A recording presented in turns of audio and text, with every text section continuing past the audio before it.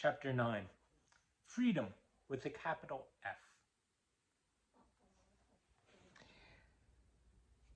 Charles entered Oxford, determined not to let the presence of his brother John rule his life in any way. For the first time ever, he was free with a capital F, and he wanted to kick up his heels and enjoy himself.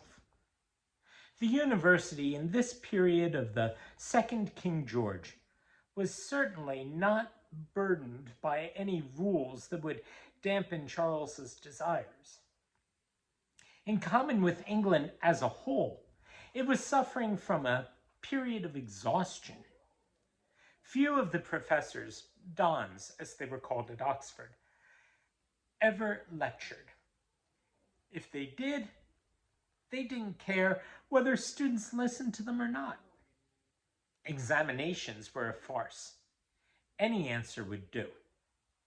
Those students who wished to study might, of course, since the splendid libraries were always available, but they were really on their own if they did.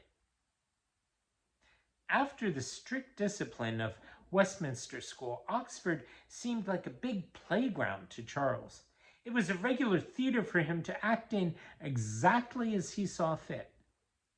Since he was an attractive young man who enjoyed company, he had no trouble at gathering a group of others around him. The group, as Charles called himself and his friends, did everything together. They took the Oxford punts and went boating on the river. They attended cockfights and bear baiting. They sat long hours in the inns of the town, drinking nut brown ale and talking. They also attended every play that was presented in Oxford, and later acted out the parts to amuse themselves all over again. Other things besides his good looks and attractive manners made Charles the life of the party. His talent for making up verse, which had been encouraged by Vincent Bourne at Westminster School, was greatly admired. So too was his ability to play the German flute.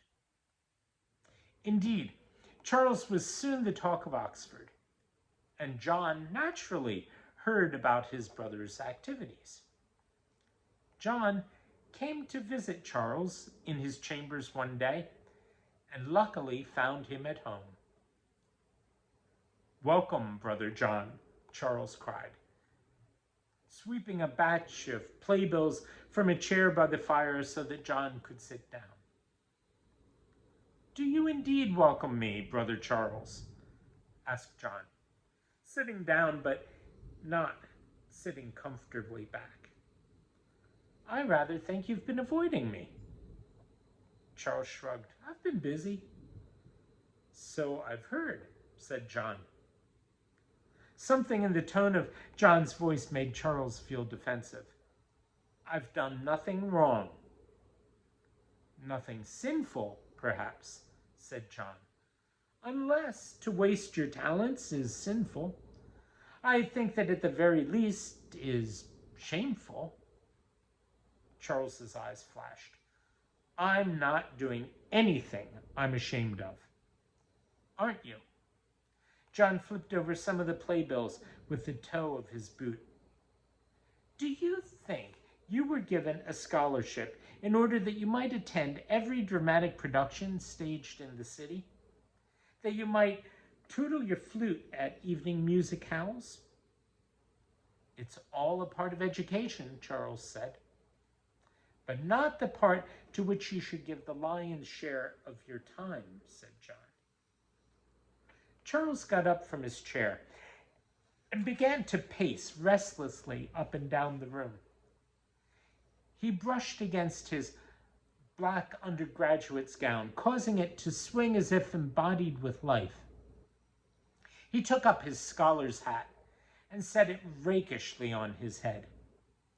"See," he said to John, "I'm a scholar of Christ Church College." John looked more disapproving than ever. "You have that gown by the grace of my good friend, the Vicar of Broadway. It belongs to his son, Robin Griffiths, who died while still at Oxford." "I know that," said Charles. "Robin Griffiths was a true scholar," said John. "I wonder what the vicar would think of you, Brother Charles." "Perhaps that he wishes Robin had had some fun before he died," cried Charles, flinging himself down in his chair again and staring defiantly at John. "You told me yourself last summer that you like to eat good food and dance and joke." "That's true," said John. "But I think I am breaking myself of those fleshly desires." "But you've had them," said Charles. "Would you deny me them without a trial? Would you have me become a saint all at once just because you feel compelled to be one? Well, I am not ready to be a saint quite yet, Brother John, and I'm not sure I ever want to be one." John's face went pale. Always pale. His face now was blotched with red. His gray eyes looked almost black. So deeply was he feeling the blow of Charles' words. Charles felt instant pity for this brother whom he had hurt so unnecessarily. And he put out his hand as if to soothe away the pain. John shook his head, as if to clear it, and rose unsteadily to his feet. "I must go back to my college now," he said, "for I have some students who need me." Charles showed him to the door. "I'm sorry, Brother John. I'm truly sorry," he said, though he wasn't sure exactly what he was sorry about. John's words had made some impression on him, though, and in the days that followed, he did go occasionally to the Bodleian Library to read. He even turned down a few invitations to go partying in favor of finishing a treatise he'd begun to study. Sam came to see him once, shortly after John's visit. Charles welcomed him eagerly, for he knew that this brother, at least, would not take him to task for the enjoyment of innocent pleasures. After all, it was Sam who had introduced him to the literary world, to the men who wrote the novels he liked to read and the plays he liked to see performed. "It's good to see you, Brother Samuel," Charles cried. Sam looked around Charles's rooms with a tolerant gaze. Clothes were strewn everywhere. The hearth was full of ashes and dust was thick on floor and furniture. "In revolt against order, I see," said Sam. Charles tossed his head. "I suppose it could do with a good sweeping, if I had a brush broom handy, as I always did in my Westminster cubicle." "Don't you have a char?" asked Sam. "A woman to clean? I always did when I was at Oxford." "Oh, I have her when things get too much for me," said Charles. "But she costs money, and I haven't any to throw away." He drew a chair forward for Sam. "But sit down, do. I've so much to show you." When Sam was comfortably settled, Charles brought out page after page of poetry he had written. He wrote about anything and everything that took his fancy. He wrote about the ivy that climbed up all the walls in Oxford, about the swans that glided on the river.